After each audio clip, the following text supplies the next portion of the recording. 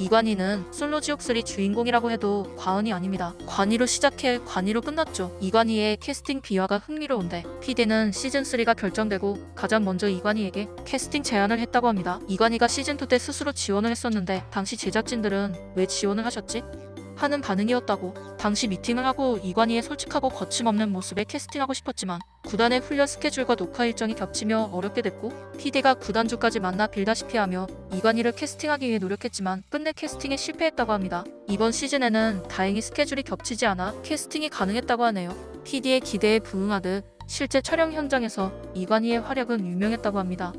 시즌 1-2 통틀어 청국도 촬영에 한 번도 참가하지 않았던 PD가 이관희가 청국도에 갈 때는 따라갔다고 하며 예제제 발언을 직접 들은 제작진들은 귀를 의심했다고 전했습니다. 이후 여자 출연자들 방에서 나온 이야기를 들은 PD는 이관희가 중도 퇴장당하겠구나. 이제 분량이 없겠다 싶었는데 한 명 한 명 불씨가 살아나더니 다시 관희지옥이 됐고 관희가 불사조처럼 느껴졌다고 합니다.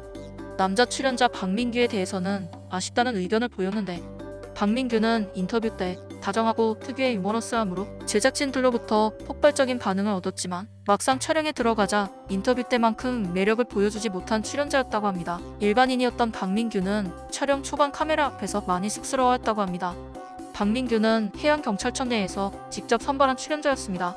솔로지옥 제작진이 해경 홍보부서에 출연자를 추천해달라는 공문을 보냈고 해경 내부에서 자체 선발했다고 하죠. 올해 해경 70주년이라 신경을 많이 썼고 VCR 촬영에도 적극 협조해줬다고 합니다. 제작진들이 제2의 덱스 역할로 기대하며 캐스팅하지 않았을까 싶은데 카메라 적응에 시간이 좀 걸려 매력 발산을 충분히 하지 못한 것이 좀 아쉽습니다.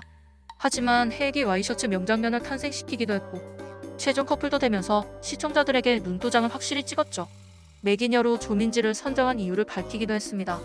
친화력이 가장 뛰어나 보였고 자신감도 넘쳐서 늦게 들어가도 기죽지 않고 플러팅을 잘 해낼 듯해서 매기로 섭외했다고 합니다. 실제로 조민지는 늦게 투입됐지만 출연자들과 빠르게 가까워졌고 민영과 진석 사이에 긴장감을 주기도 이관희의 마음을 흔들기도 하며 매기 역할을 잘 해내주었습니다.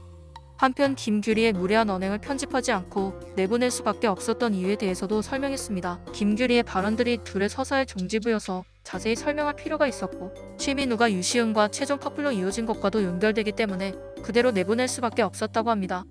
러브라인 외적인 부분이었다면 출연자 보호를 위해 편집했을 것이라고 덧붙이기도 했습니다.